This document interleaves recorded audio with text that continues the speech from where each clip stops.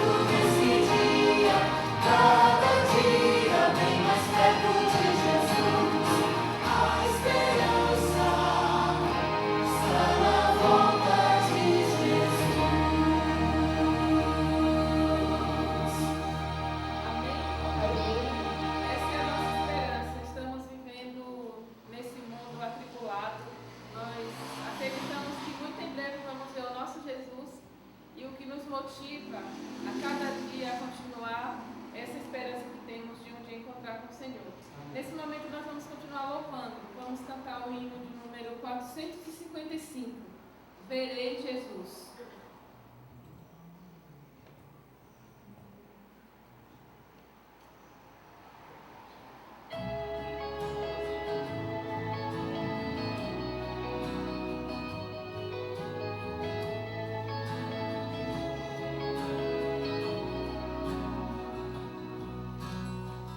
Ao mesmo dia em que verei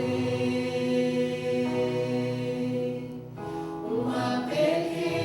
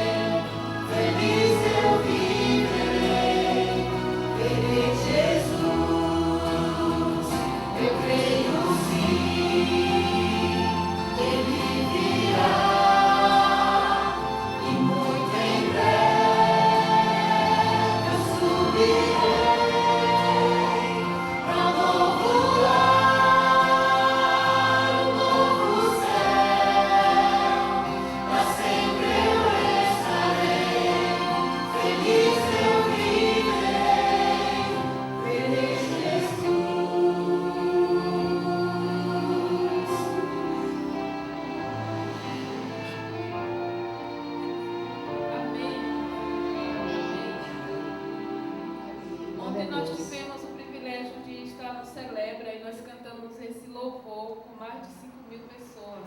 Amém. Pessoas que têm a mesma fé que nós, a mesma esperança que nós. Foi muito lindo, foi muito lindo.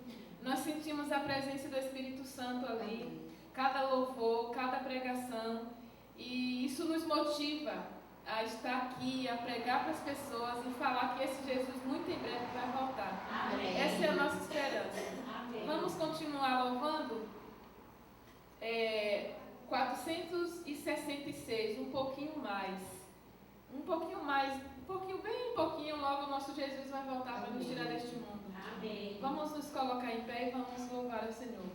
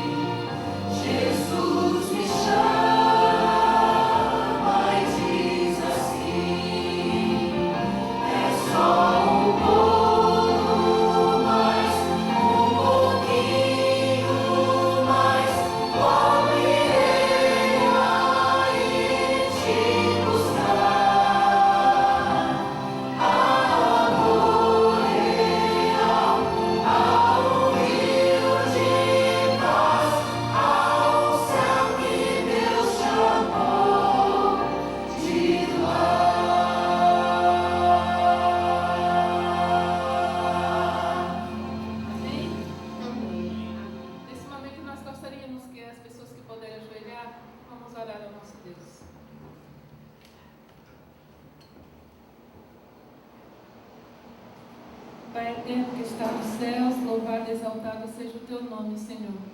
Nesse momento nós estamos aqui de joelhos, porque acreditamos que o Senhor nos ouve. O Salmo 40 nos dá suporte para acreditarmos assim. O Salmo 40, verso 1 fala que o Senhor se inclina para nos ouvir. Obrigada, Senhor, por esse privilégio que temos de estar falando contigo, mesmo falhos, pecadores como nós somos, mas nós acreditamos na tua misericórdia. Nesse momento nós te agradecemos também pela esperança que temos de saber que muito em breve o Senhor vai voltar e vai nos tirar, Senhor, deste mundo de trevas. Nós te pedimos que o teu Espírito Santo esteja sempre em nossas vidas para que possamos compartilhar essa esperança para este mundo, Pai, que está em desespero. E cada pessoa que se aproximar de nós, que possamos transmitir essa mensagem. Nós te pedimos por cada pessoa aqui presente, cada família representada, que o teu Espírito Santo esteja tocando em cada um, que os teus anjos estejam sempre fazendo a companhia de cada um de nós, Senhor. Te pedimos também que o Senhor abençoe a pessoa que vai compartilhar o pão da vida conosco, que ele venha falar inspirado pelo teu Santo Espírito, e que nós possamos estar com o nosso coração atento para ouvir a tua voz. Fica conosco, mais uma vez te pedimos, em nome de Jesus. Amém.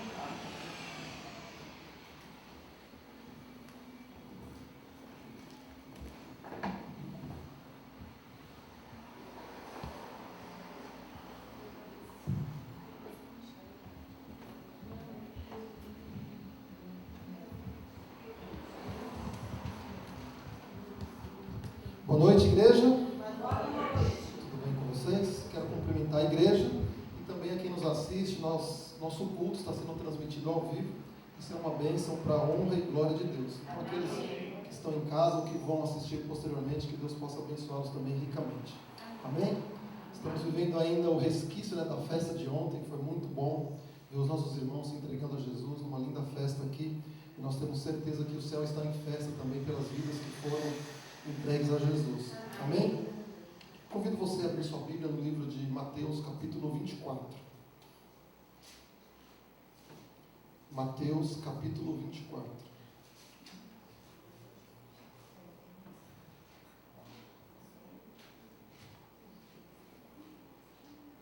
Todos encontraram? Mais uma vez vamos falar com a nossa Deus. Querido Deus e nosso Pai, nós estamos felizes por estarmos na Tua casa. Nessa noite, mais uma vez, queremos ouvir a Tua voz através da Tua palavra.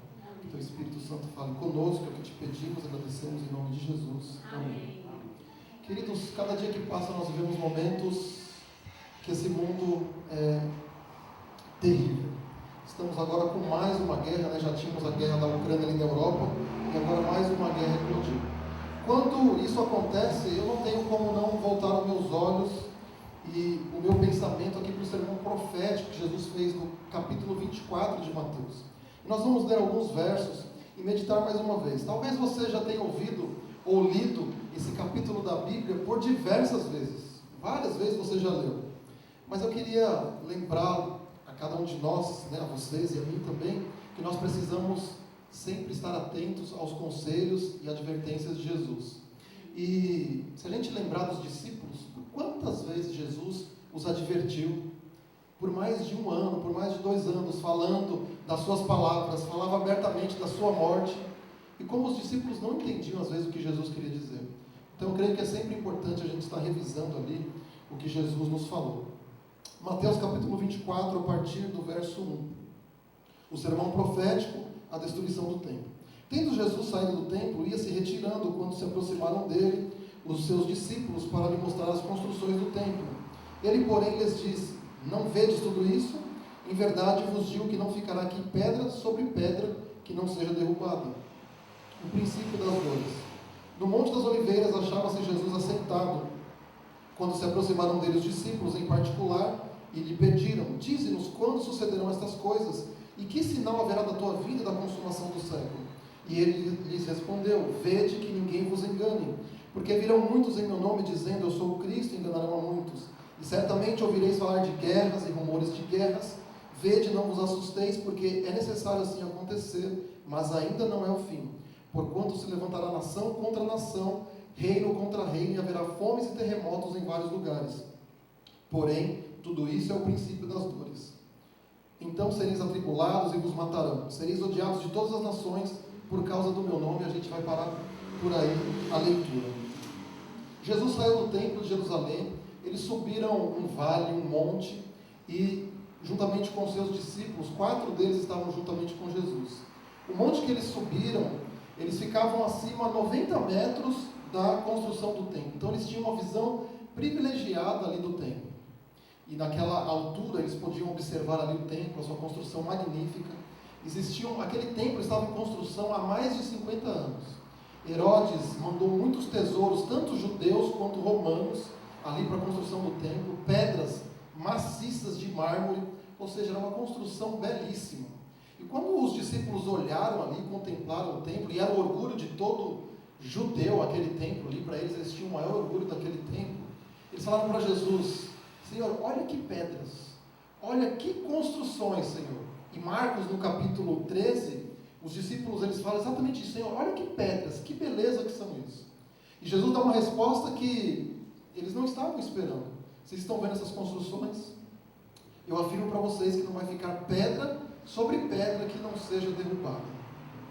E aquilo ali causou um espanto para os discípulos. É por isso que depois, em particular, eles vão para Jesus e perguntam, porque se eles cogitassem daquilo publicamente, da destruição do templo, poderia parecer uma revolta ali popular. Então eles vão até Jesus, e em particular, perguntar que sinal haveria da vinda de Jesus, porque Jesus disse que voltaria outra vez. Então eles imaginavam que Jesus fosse se ausentar por um tempo, e quando ele retornasse, ele assumiria e restauraria o reino a Israel. Lembra que eles fazem essa pergunta? Será esse tempo que o Senhor vai restaurar o reino a Israel?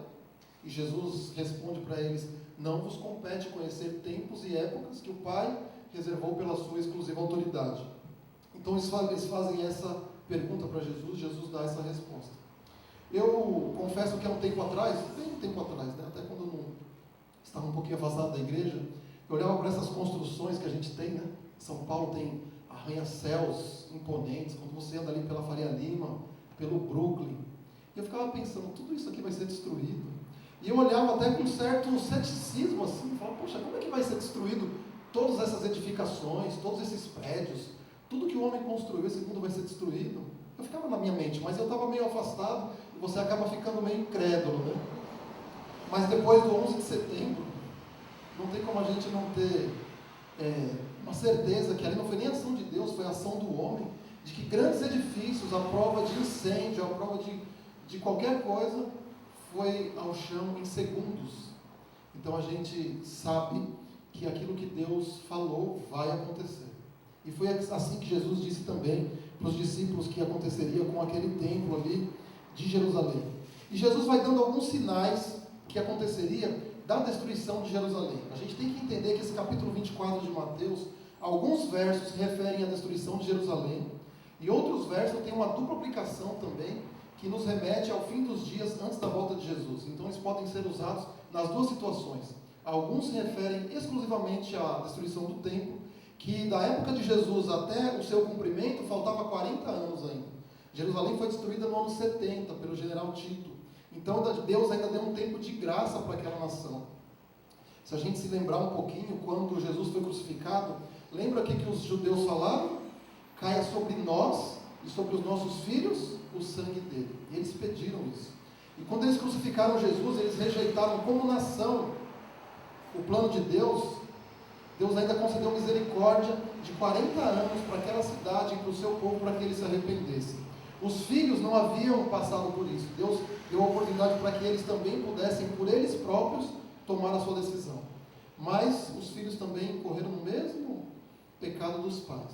Se a gente for ver no apedrejamento de Estevão, foi ali onde eles consumam ali a rejeição, né? Eles não aceitaram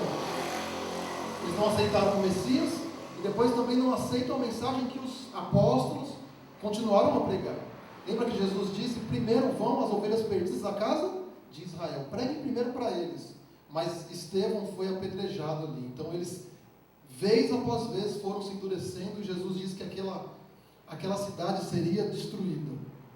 Então Jesus começa a dar alguns sinais. E o primeiro deles é: vede que ninguém vos engane. No verso 4 ele diz isso. Isso tanto era verdade no tempo dos discípulos, quanto é verdade para o nosso tempo. Vede que ninguém vos engane. A preocupação de Jesus com os discípulos era de que eles fossem enganados, porque ele estava dando uma descrição e uma profecia do que certamente ia acontecer. Mas no tempo de Jesus haviam vários profetas e vários falsos profetas que vinham com outras mensagens. O povo por diversas vezes se sentia seguro com aquelas falsas mensagens. Eles confiavam na proteção que a cidade tinha, eles confiavam no seu exército, eles confiavam que ali era a cidade de Deus, e Deus tinha ali o seu povo, tinha ali o seu santuário, e que aquela cidade não seria destruída. Eles confiavam nisso. E Jesus disse: vede que ninguém vos engane. Assim como hoje também, muitas vozes podem soar, e o intuito de nos enganar. É por isso que Jesus vai nos advertindo com antecedência, para que ninguém nos engane. Ele diz: Virão muitos em meu nome, dizendo eu sou o Cristo, e enganarão a muitos. E certamente ouvireis falar de guerras e rumores de guerras. Vede, não vos assusteis, porque é necessário assim acontecer. Aqui, quando Jesus fala isso, muitas guerras aconteceram naquele período ali do ano 30 e pouquinho até o ano 70. Durante esses 40 anos, várias guerras aconteceram. E Jesus havia advertido a eles que eles ouviriam falar de guerras e de rumores de guerras. Isso também serve para os nossos dias. Quando a gente ouve e vê, né? Não somente ouve falar de guerras, mas a gente assiste com os nossos próprios olhos os rumores de guerra. Eu não sei, a gente não consegue se acostumar com essas imagens, né? Toda vez que eu vejo ali, assim, é de me cortar o coração, eu fico tentando me transportar para aquela situação. Eu não consigo me ver numa situação de guerra. Você, de um dia para a noite, perder a sua casa, a sua família, a sua vida. Quem consegue fugir, não morre, tem que viver como um peregrino ali em outras terras. É muito difícil se acostumar com a guerra. Mas Jesus disse, certamente vocês vão ouvir falar de guerras e de rumores de guerras. Mas não vos assusteis, porque é necessário isso acontecer. E muitas guerras aconteceram ali também.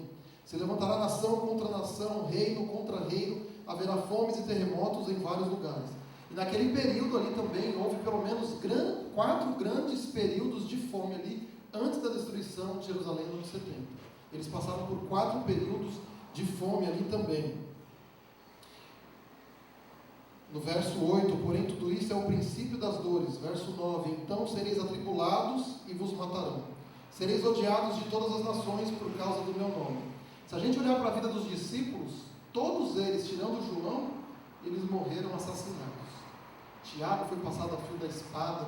Todos eles morreram. Pedro foi crucificado, né? Diz a tradição que ele foi crucificado de cabeça para baixo. E Jesus disse, vocês serão odiados de todos por causa do meu nome. E vão perseguir vocês. E vão matar vocês. Jesus falou isso para os seus discípulos. Nesse tempo, muitos hão de se escandalizar, trair e odiar uns aos outros.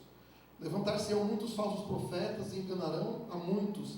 E por se multiplicar a iniquidade, o amor se esfriará de quase todos. Aquele, porém, que perseverar até o fim, esse será salvo. Jesus descreve aqui um cenário difícil, mas ele diz, aquele que perseverar até o fim, esse vai ser salvo. Perseverar no quê? Perseverar na fé.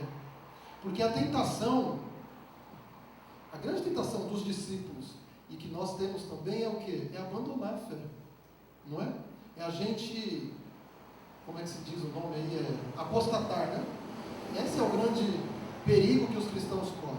Se a gente lembrar no tempo de Paulo, tem um homem chamado Demas, que era um cooperador com ele na pregação do Evangelho. Mas o que Paulo escreve na sua carta? A Timóteo, se não me engano, é a primeira ou segunda carta de Timóteo, no capítulo 5. Ele diz, olha, Demas, amando o presente século, ele me abandonou e ele foi embora. Ele estava comigo aqui, mas ele foi embora, ele largou da fé. Esse era o grande perigo que os discípulos corriam. Jesus diz, aquele que perseverar até o fim, até o limite, aquele que não abandonar a fé, aquele que completar a sua carreira, esse por fim será salvo. Irmãos, o grande pecado dos judeus foi rejeitar a Jesus. Esse foi o grande pecado deles. O grande pecado do mundo hoje seria rejeitar a lei de Deus, que é o fundamento do seu governo no céu e na terra. Milhões de escravos do pecado, condenados à segunda morte, se recusariam a ouvir as palavras da verdade em seu dia de oportunidade. Os judeus rejeitaram Jesus. O mundo hoje, na sua grande maioria, ele rejeita a lei de Deus. Se a gente olhar, observar o mundo, a gente tem algumas professoras aqui, né? Escola pública, Rosângela já falava isso quando ela estava aqui. Eles não podem fazer uma oração, eles não podem colocar hinos nas escolas, não podem, a Valéria está aí, né? Não pode ler a Bíblia. Ou seja, cada vez mais o mundo vai tirando Deus. Olha, a gente não quer ouvir o que a Bíblia tem a dizer, a gente não quer ouvir o que a palavra de Deus tem a dizer. Ou seja, cada vez mais o coração do mundo vai se fechando. E por mais que Deus queira salvar, enviou o seu Filho para salvar, há um momento onde o ser humano ele ultrapassa o limite da misericórdia, porque o coração se fecha e ele não quer mais ser salvo. Esse é o pecado contra o Espírito Santo, aquele pecado assim, olha, eu não quero, eu não aceito. Foram essas palavras que o povo ali no tempo de Jesus disse, olha, que mal tem nesse homem? Nenhum. Que pecado ele cometeu? Nenhum. mas crucificam. A gente não quer saber dele. E o mundo hoje, fazendo isso com a sua lei, que é a base, o fundamento do seu governo, é como se dissesse para Deus a mesma coisa. A gente não quer saber. Pessoas condenadas à segunda morte, escravos do pecado. Jesus está aí para libertar, mas eles dizem, a gente não quer. Quando a gente vê as ideologias, quando a gente vê o que o mundo prega, quando a gente observa ao nosso redor, tipo assim, a gente não quer saber. Cada vez mais, olha, sai, eu não quero ouvir, eu não quero ouvir.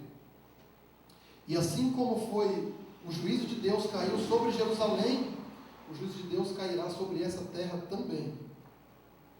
Continuando aqui, irmãos. Quando, pois, verso 15, eu estou lendo aqui de Mateus 24.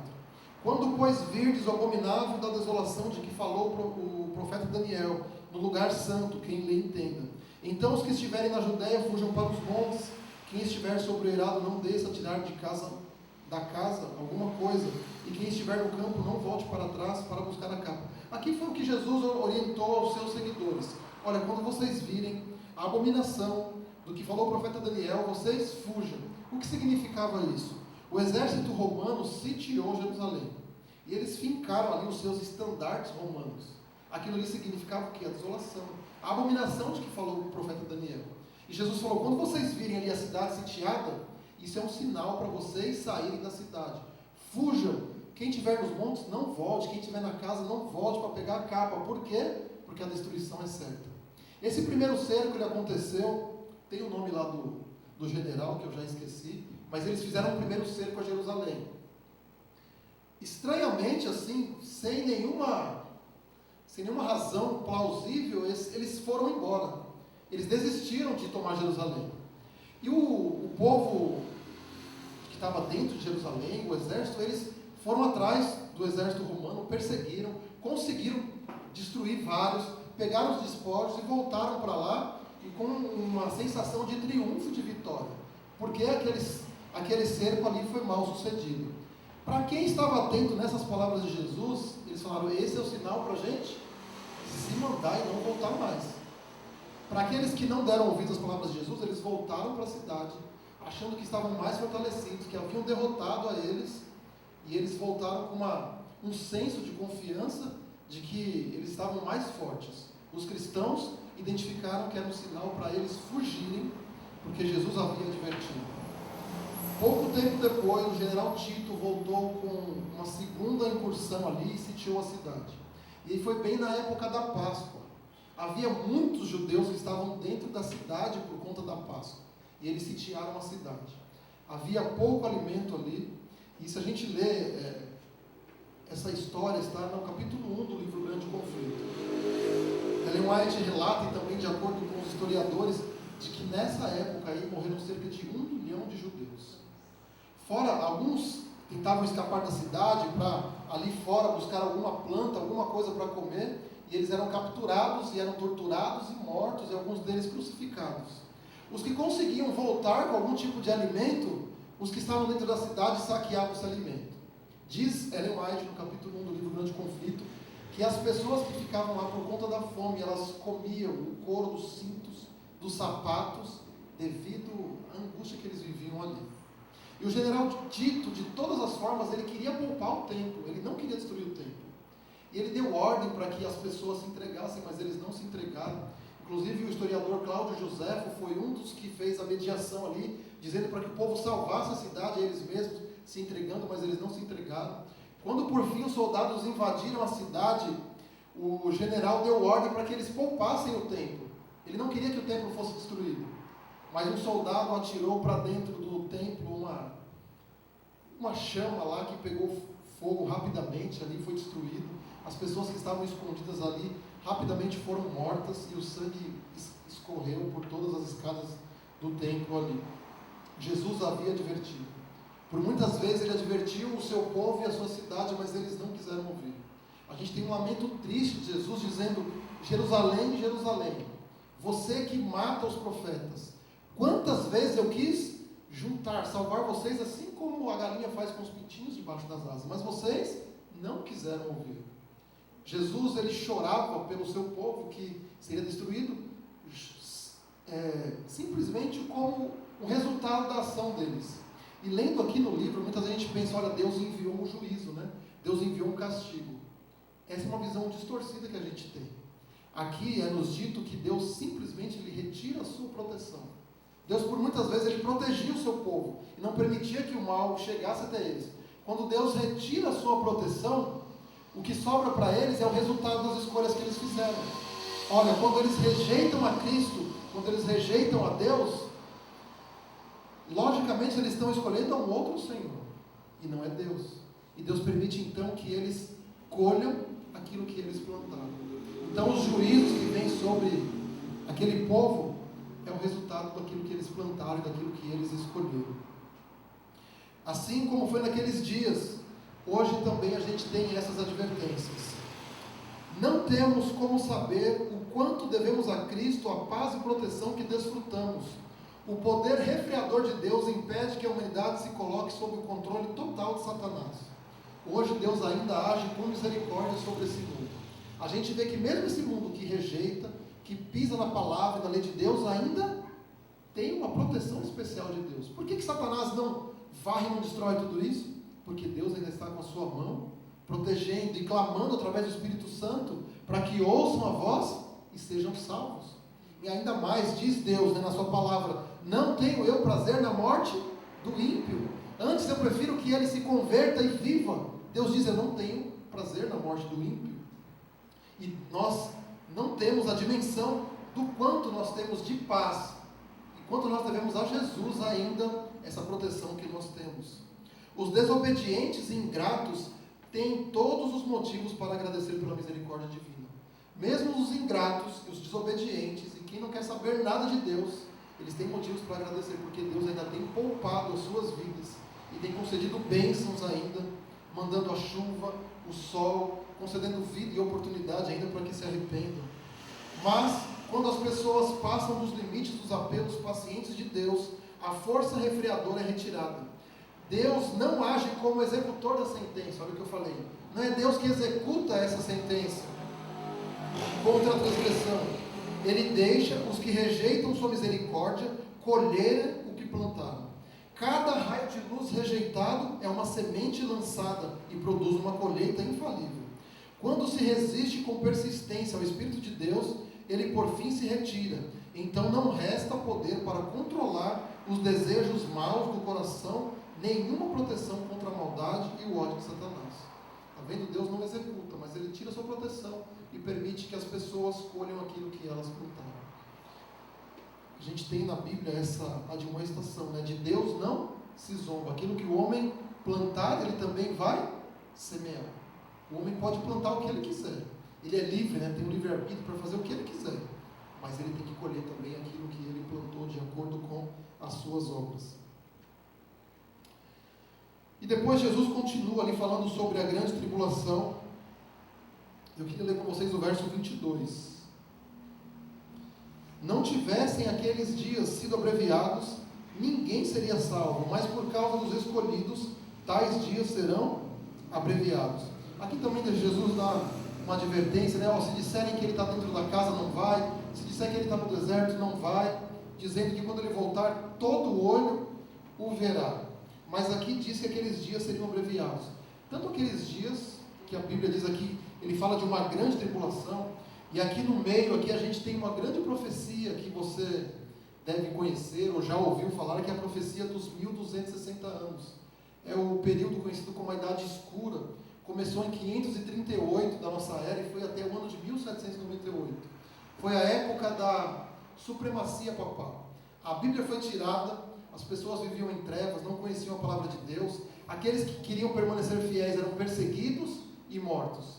E esse período começou em 538, foi até 1798. No ano de 1798 esse período termina. E Jesus deu aqui alguns sinais que aconteceriam e que precederiam a sua volta. Ele diz que aconteceriam sinais no sol, na lua e nas estrelas. Que os poderes do céu seriam abalados. No ano de 1798, aquele poder que durante tanto tempo exerceu autoridade e oprimiu os cristãos, aquele poder através da figura papal foi preso naquele ano ali. O Papa no ano de 1798. E pode perceber que pouco tempo depois, ali pelo ano de 1840 e pouco, surge um movimento que a gente conhece muito bem da profecia de Apocalipse 10, que é um movimento que teria que pregar esse evangelho a toda a nação, tribo, língua e povo. Por quê? Porque a volta de Jesus estava próxima. Então o movimento, a Igreja Adventista, ela não nasceu de uma ideia humana, mas ela é o resultado direto da ação de Deus. Amém. Ele disse que, lembra daquele livrinho que João come quando ele vê, é amargo, né? Na boca é doce, mas no estômago é amargo. Foi os nossos primeiros, né, os pioneiros que aguardavam Jesus voltar. Eles interpretaram equivocadamente a profecia, imaginando que a terra seria o santuário, mas Jesus diz, olha, ainda essa profecia precisa ser pregada a povos, tribos, língua, para que eles conheçam a mensagem. Então Jesus deu ele disse, né, deu esses sinais que antecederiam a sua vinda. Isso já ficou há muito tempo no passado, irmãos. O escurecimento do sol, que é conhecido como dia escuro, aconteceu em 1780, bem pertinho daquele período que eu falei, que citei agora, de 1798, quando terminou essa profecia dos 1260 dias. Nesse mesmo dia, a lua também não deu a sua claridade, nesse dia 19 de maio de 1780. No dia 13 de novembro de 1833, foi a maior chuva de meteoros que já houve na história. Jesus disse que as estrelas também caíram do firmamento, e isso já ficou para trás há muito tempo. Ou seja, depois desse período, dessa profecia que nós temos de tempo ali, dos 1260 dias, nós não temos na Bíblia outra profecia que fala de período de tempo. A gente não tem mais. A gente tem sinais que indicam a proximidade da vinda de Jesus, mas nós não temos uma profecia que fale de tempo. É por isso que nesse sermão e durante as suas palavras, Jesus muitas vezes adverte os seus discípulos a vigilância. Ele diz, olha, vigiem, fiquem atentos aos sinais, o dia e a hora ninguém sabe. A gente não pode falar sobre dia e hora, mas ele diz, fiquem atentos aos sinais. Uma coisa muito interessante que o texto diz aqui, e a Mari deve ter ouvido também o Rodrigo Silva falar ontem, ele também falou sexta-feira lá no programa Pânico no Jovem Pan, é sobre o texto que fala sobre as dores. Ele fala sobre, isso é o princípio das dores. Mas não é um princípio de dores, está começando aqui agora e não tem tempo mais para acabar. Quando fala de dores, no original lá está se referindo, quer fazer uma alusão a dores de parto. Então as mulheres sabem muito bem, né? Quando está próximo de nascer o bebê, a mulher começa a ter as contrações. Ela pode começar bem fraquinho, é o princípio das dores. Mas aquelas dores, elas vão aumentando. E como ele bem disse, essas dores podem durar 2 horas, como podem durar o quê? 20 horas. Mas uma coisa é certa, o processo das dores já começou. Ou seja, aquelas contrações, elas vão ficando mais fortes, elas vão aumentando. E também não é um tempo que se estende por muito tempo. Depois que começam as contrações, não vai demorar mais 1 mês para a criança nascer. É questão de horas, talvez 1 dia. Mas as dores já começaram, assim, a criança vai nascer, é certo que a criança vai nascer. Quando eu olho para tudo isso que a gente já passou e está passando, eu não tenho como dizer que a volta de Jesus não está muito perto. Há um tempo atrás, ali em 2004, 2005, eu estava numa semana de oração e tinha um pastor pregando, e ele falava, olha, ele era bem novinho, né? Na época ele parecia com um jogador de futebol, Robinho, né? Eu falei, nossa, parece o Robinho. E ele me cativou, eu estava até fora da igreja nesse tempo. E ele dizia, eu acredito que muitos dos que estão aqui hoje, vendo essa semana de oração, eles vão ver Jesus voltar ainda vivos. E a gente olha assim, quando a gente recebe uma informação dessa, às vezes a gente recebe até com uma certa, será que eu vou ver mesmo Jesus voltar ainda vivo? Irmãos, eu diria que a gente não pode duvidar disso. Esses dias conversando com um amigo, ele até adventista, ele falou assim, olha, eu acho que a minha geração fracassou. A gente fracassou e eu não vou ver Jesus voltar. Eu falei, mas como que você fala isso com tanta certeza? Eu tenho cada vez mais certeza de que a gente tem grande possibilidade de ver Jesus voltar ainda vivos. Amém. Se a gente pegar, fizer eu falei, pega um recorte aí de 20 anos, e ver como essas dores se aumentaram e se intensificaram nesse período. Eu me lembro que no ano de 2004 teve aquele grande tsunami lá na Indonésia, lá em Sumatra. E ali naquela época eu falei, olha, Jesus está batendo as portas. Porque quando a gente vai na Bíblia, se você abrir sua Bíblia no livro de Lucas, eu quero ler esse texto com você. Lucas, no capítulo 21,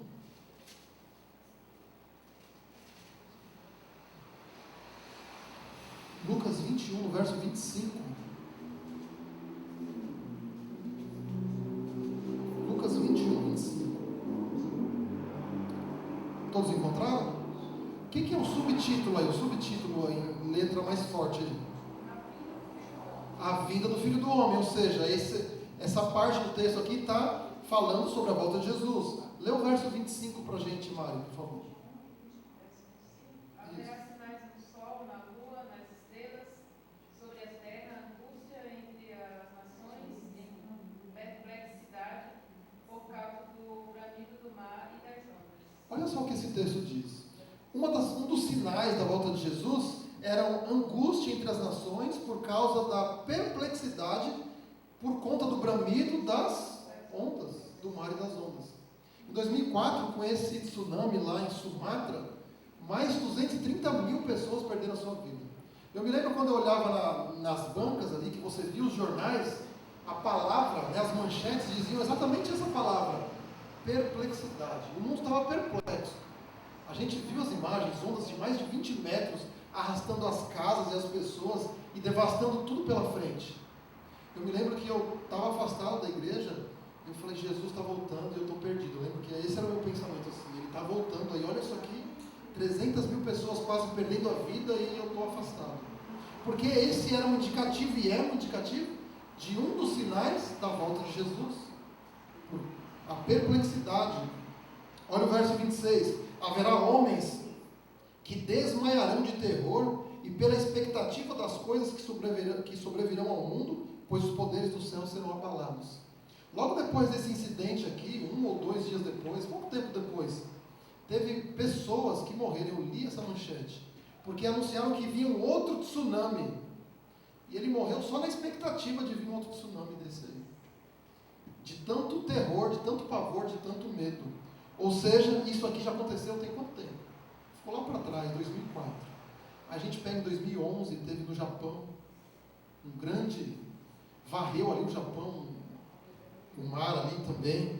Depois, tudo que a gente vem assistindo, não tem como dizer que essas contrações e essas dores não estão mais fortes e cada vez menos espaço entre elas. A gente acabou de sair de uma pandemia e hoje quase não se fala nisso. Milhões de pessoas morreram, o mundo parou, mas hoje a vida vai seguindo como se nada tivesse acontecido para alguns. Eu sei que existem pessoas que estão atentas aos sinais, e Jesus falava isso. E aqui também, no seu sermão profético, o que Jesus deixou como advertência também, diz assim, né? Mateus capítulo 24, verso 37. Pois assim como foi nos dias de Noé, também será a vinda do Filho do Homem. Porquanto assim como nos dias anteriores ao dilúvio comiam e bebiam, casavam-se e davam-se em casamento, até o dia em que Noé entrou na arca, e não o perceberam, senão quando veio o dilúvio e os levou a todos. Assim será também a vinda do Filho do Homem. O que Jesus quis dizer aqui, olha, a vida vai estar seguindo o seu curso normal. As pessoas estarão envolvidas nas suas atividades, no seu trabalho, nas suas ocupações, alguns fazendo transações comerciais, querendo ganhar dinheiro na bolsa. Mas a volta de Jesus é iminente.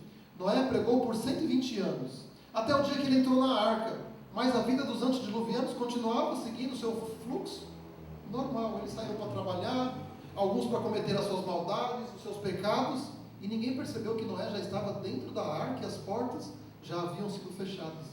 Jesus disse, olha, fiquem atentos, vão observando os sinais, vão observando as contrações dessas dores de parto que estão aumentando e que a volta do Filho do Homem se aproxima.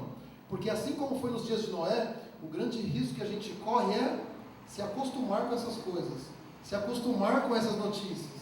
A gente liga, mas eu já estava vendo a guerra da Ucrânia, agora tem a guerra de Israel, eu já vi outras guerras, eu já vi outras maldades, e a gente vai se acostumando. A gente não pode se acostumar com isso.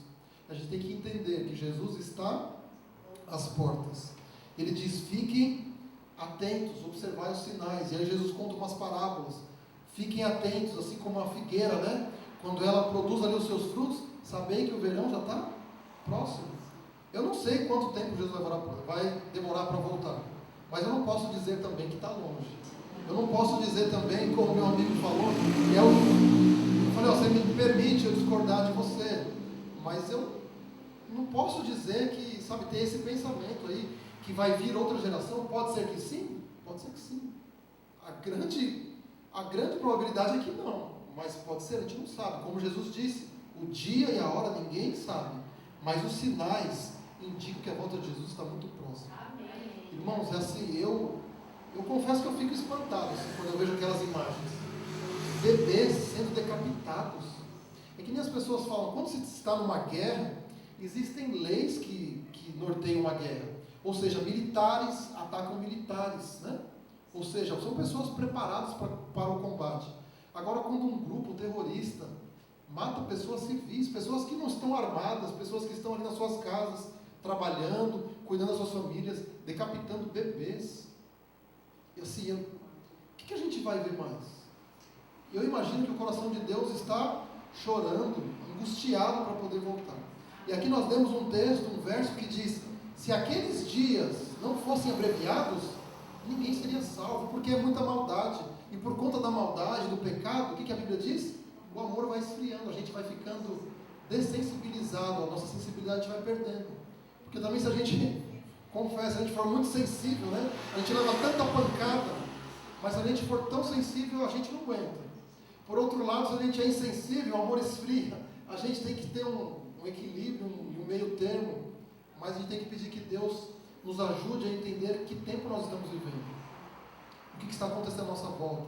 Como eu posso ser uma influência para as pessoas que me rodeiam? Como que eu posso ter mais comunhão com Deus? Viver mais em espírito de oração? Viver ali ontem a gente teve nessa linda festa, que a gente consiga trabalhar mais unido para que mais pessoas façam parte desse grande plano, o plano de que Jesus está logo voltando para nos buscar. O mundo, olha só o que diz aqui esse trecho final do capítulo 1. O mundo hoje não está mais preparado para crer na mensagem desta vez do que na época em que os judeus receberam a advertência do Salvador. Ou seja, do jeito que foi naquela época a rejeição, hoje não está mais preparado. Ou seja, a rejeição é da mesma forma. Não importa quando virá o dia do Senhor, chegará de surpresa para os ímpios. Quanto tempo essa mensagem está sendo pregada? E hoje eu fico vendo, né, quando eu vejo o Rodrigo Silva ali, ele já foi no Pânico umas 4 ou 5 vezes. É uma porta que se abriu e ele vai lá e ele fala da mensagem, ele fala da volta de Jesus. E era um espaço que não existia. E hoje assim, ele foi tão bem recebido ali, ele, pela graça de Deus, impactou tanto ali que hoje ele tem porta aberta. Eles chamam ele direto para lá.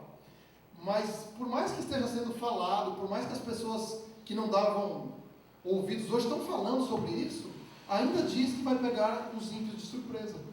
Por mais que é falado no rádio, na televisão, as pessoas estão falando, as igrejas estão com a porta aberta falando, ainda vai pegar os ímpios de surpresa.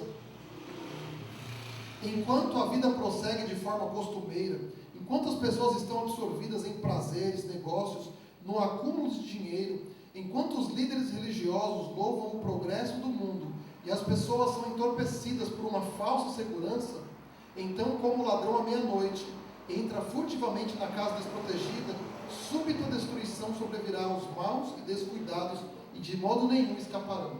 Mas só vai vir desse modo para aqueles que estão descuidados, que não estão dando atenção às advertências. Para aqueles que ouvem a voz do Espírito de Deus, esses estarão preparados e esse dia não os pegará de surpresa como a um ladrão. Amém? Eu queria ler o último texto com vocês, que está em 1 Tessalonicenses, no capítulo 5. 1 Tessalonicenses, capítulo 5.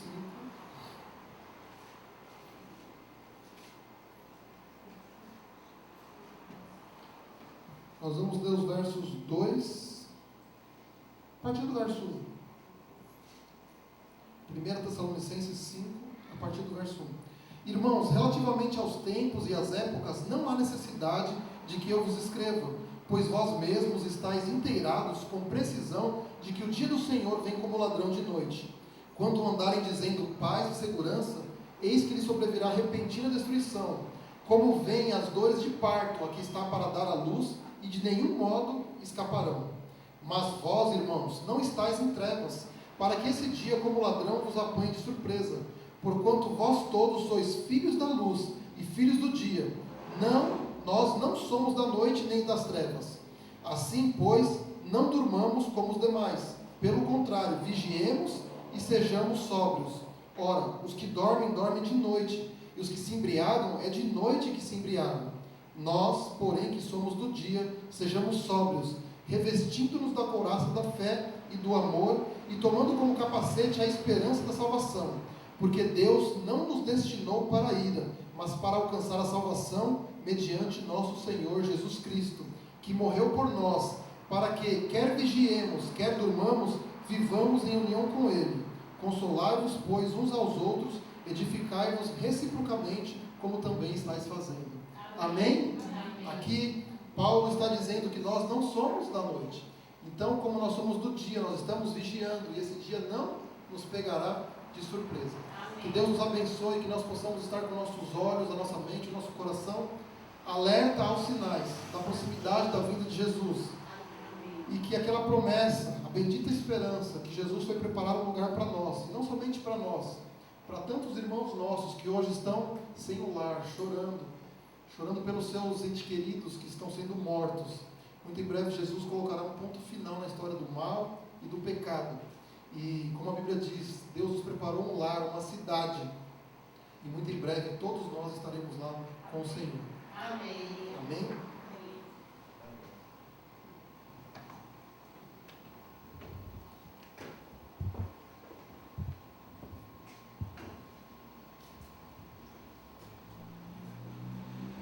Vamos nos colocar em pé, vamos cantar o hino de número 441.